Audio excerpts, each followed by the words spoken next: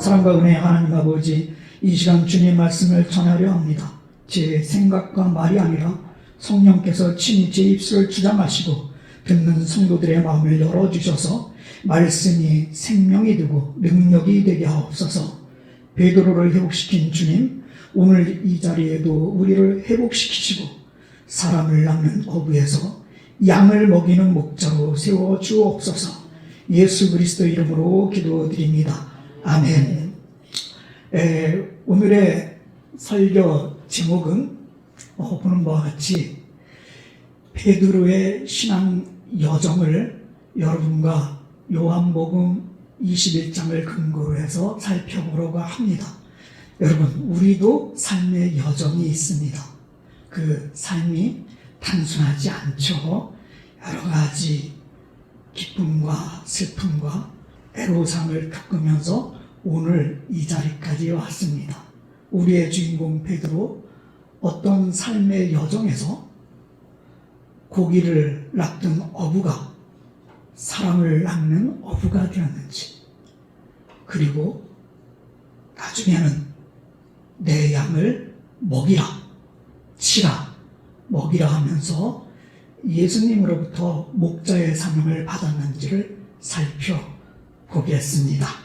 베드로는 갈릴리 호수에서 평생 고기를 잡던 평범한 어부였습니다. 그러나 예수를 만난 그날 그의 인생은 터닝포인트가 됩니다. 전환점이 생기죠. 밤새 한 마리도 잡지 못했지만 깊은 데로 가서 그물을 던져라 라는 말씀에 순종했을 때 그는 그물에 물고기가 가득 찼습니다. 그리고 말씀하셨습니다. 이제부터는 내가 고기 잡는 어부가 아니라 사람을 낚는 어부가 되리라. 그 만남이 베드로 인생을 뒤집었습니다.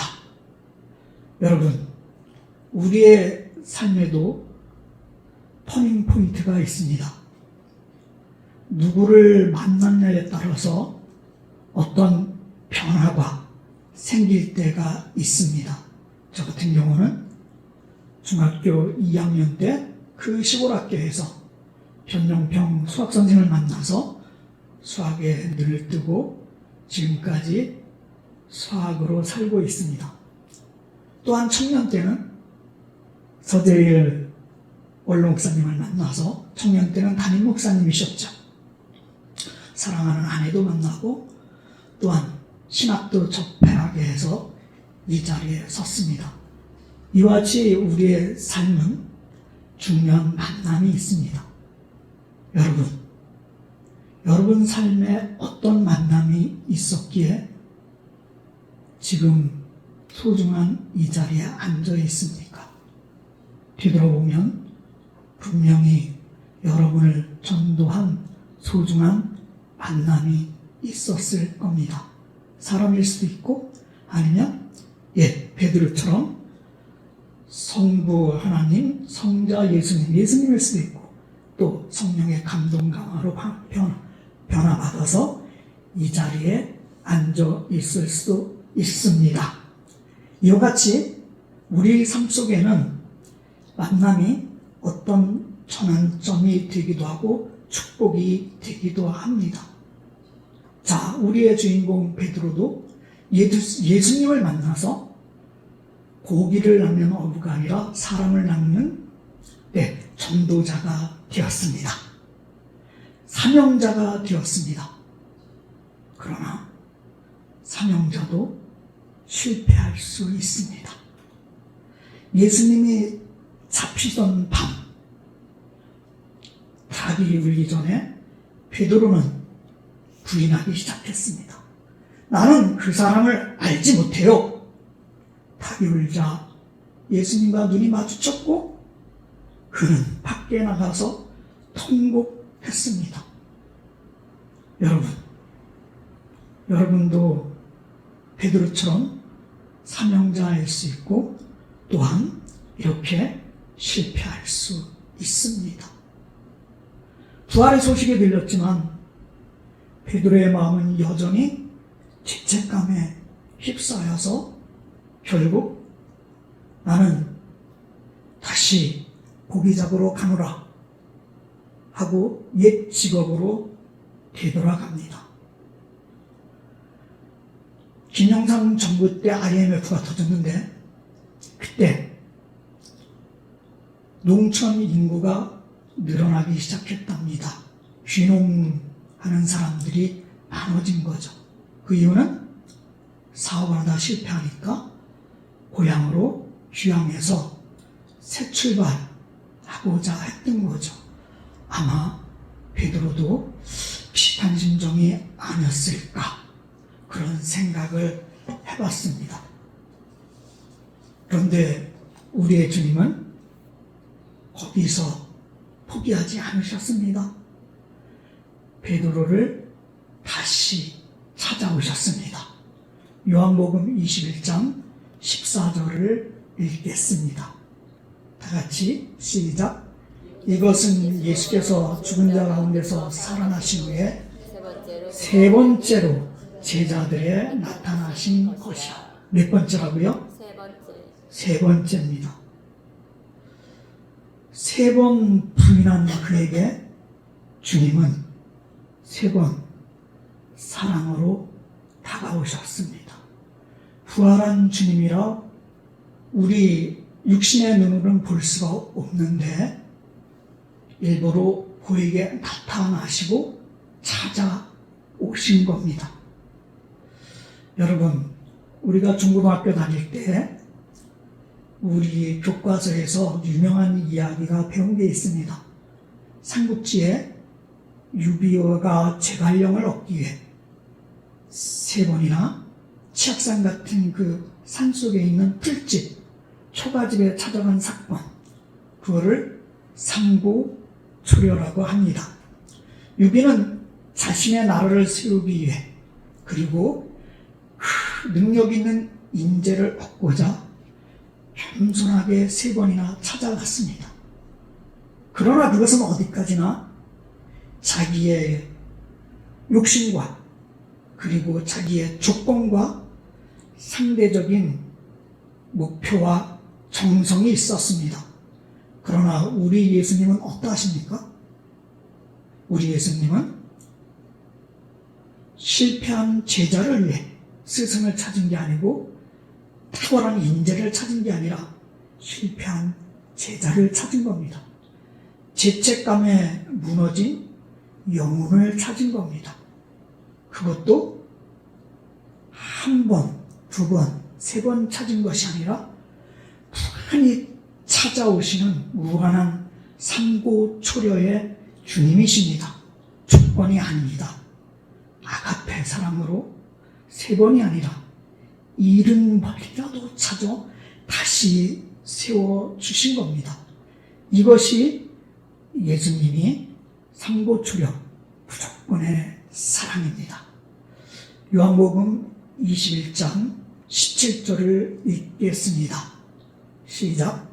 세 번째 이르시되 요한의 아들 시몬아 내가 나를 사랑하시나 하시니 주께서 세 번째 내가 나를 사랑하냐 하심으로 베드로가 근심하여 이르되 주님 모든 것을 아시오매 제가 주님을 사랑하는 줄을 주님께서 아시나이다.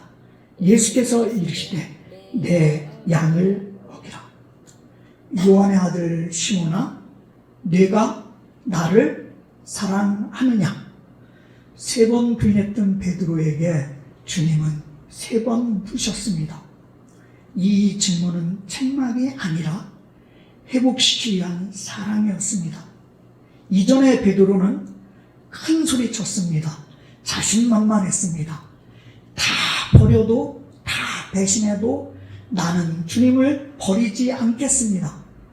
그러나 지금은 겸손히 고백합니다. 주님께서 아십니다. 제가 주님을 사랑하는 줄 주님께서 아십니다. 실패가 그를 무너뜨린 것이 아니라 겸손한 고백의 사람으로 다시 재탄생 빚어낸 것입니다. 주님은 단순히 회복시키는 데서 멈추지 않았습니다. 3번 사랑을 고백한 뒤에 그에게 사명을 주셨습니다. 내 어린 양을 먹이라. 치라. 내 양을 먹이라. 이와 같이 전도의 자리에서 베드로를 이제는 양육과 돌봄의 자리로 사람을 낚는 어부에서 양을 먹이는 목자로 다시 부르신 겁니다. 성도 여러분, 베드로의 여정은 곧 우리의 여정입니다. 우리는 실패할 수 있습니다. 우리도 주님을 부인할 수도 있습니다. 그럼에도 불구하고 주님은 포기하지 않으십니다. 무한한 삼고초려의 사랑으로 우리를 다시 찾아오십니다. 그리고 우리에게 사명을 맡기십니다. 가정에는 우리에게 자녀를 맡기셔서 목자가 되게 하셨습니다. 여러분의 직장에서는, 그리고 학교에서는 또한 복음을 전하는 사명자로 저희를 쓰기를 원하십니다. 교회에서는 서로가 양육하는, 먹이는 자, 치는 자, 그리고 서로 세우는 동력자가 되기를 우리의 주님은 원하십니다. 마지막으로 주님은 말씀하십니다. 나를 따르라. Follow me. 나를 따르라. 사랑하는 성도 여러분, 주님은 이 새벽에도 우리에게 베드로와 같은 인물이 되어 주님, 제가 주님을 사랑합니다. 저를 사용하여 주옵소서. 사람을 낚는 어부로, 또한 양을 먹이는 목자로 삼아 주시옵소서. 우리가 주님을 따르겠습니다. 그런 고백을 하는 소중한 시간이 되시기를 소망합니다. 부활하신 예수님께서 찾아오시고 고기 구워주시고 식사하시면서 네가 나를 사느냐 묻고, 네가 나를 사느냐, 네가 나를 주여, 내가 주를 사랑한다. 아니 주님이 나를 아십니다. 이렇게 베드로가 그렇게 말씀하시고 난 다음에 그 이 말씀을 이어지는 말씀이에요.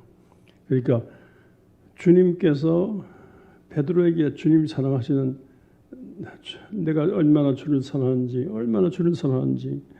내가 주님을 사랑하고 주님을 따르려고 하는데 내가 몸과 마음이 약해서 배반했지만은 그러나 주님, 내가 주님 얼마나 좋아하는지, 주님 떠나고 난 다음에 갈릴리 고기 잡으러 왔지만 고기 한 마리도 못 잡을 정도로 일이 손에 다 비쳐날 정도로 눈물 젖은 갈릴리 바다입니다.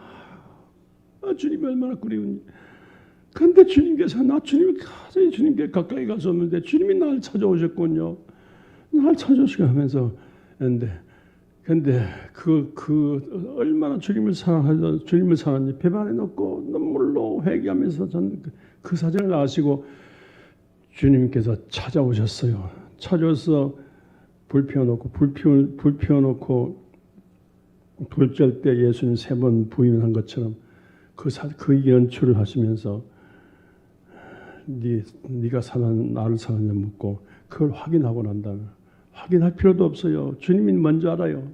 확인할 필요도 없을 정도로 얼마나 주님을 사랑하는지 몰라. 베드로가 얼마나 주님을 좋아하는지 몰라요. 죽다가 몸이 아프건 안 아프건 있건 남 욕을 먹건 안 먹건 간에 성공 실패 간에 나 주님 좋아서 못 견뎌요. 주님 좋아서. 그런데 다시 그걸 알고 속사정을 알고는요, 주님께서 찾아오셔서 이렇게 확인하고 덮어주고는, 주님은 우리 허물과 죄를 덮어주고는 네가 나를 대신해서 모든 것 책임지라. 그래서 수제자로 다시 세우셨어요. 그리고 예수님 부활 성천하시고 난 다음에 교회에 대해서 예수님께서 베드로에게 맡기셨어요. 그래서 베드로의 교회를 하지 않습니까? 베드로의 교회, 베드로의 신앙 고백에 세워진 교회라는 로마 성당은 베드로 성당이에요. 성 베드로 성당 때문에 로마는 먹고 산다잖아. 수천 년, 2000년 전 성 베드로 성당을 찾아오는 많은 관광객 때문에 로마는 산다지 않습니까? 베드로의 교회예요. 지금 교황들이 다 자기들 베드로 후예라고 해요. 베드로 후예. 베드로 후예인데 베드로 후예 같이 살았으면 좋겠어요. 사랑과 은혜의 하나님 아버지, 오늘 말씀을 통해 실패한 베드로를 찾아오시고 네가 나를 사랑하느냐 세 번 물으시며 다시 세워주신 주님의 은혜를 들었습니다. 주님, 저희도 넘어지고 부인할 때가 많지만 포기하시지 않으시고 무한한 사랑으로 상고초려처럼 찾아오시는 주님을 찬양합니다.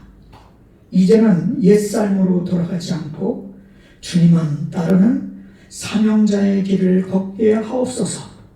가정에서는 자녀들의 목자가 되게 하시고 교회에서는 서로 세우는 동력자가 되게 하시며 세상에서는 복음을 전하고 사랑을 나누는 어부가 되게 하옵소서.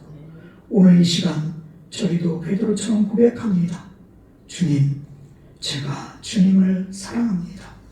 저를 사용하여 주옵소서. 사람을 낳는 어부로 양을 먹이는 목자로 살겠습니다. 예수 그리스도 이름으로 기도합니다. 아멘.